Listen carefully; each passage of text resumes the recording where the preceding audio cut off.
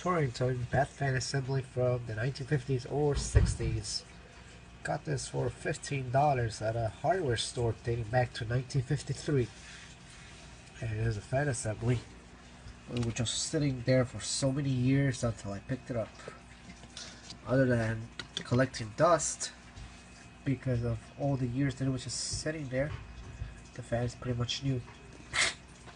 C-frame motor, rigid blade, and the brand. I just plug this in. Just plug.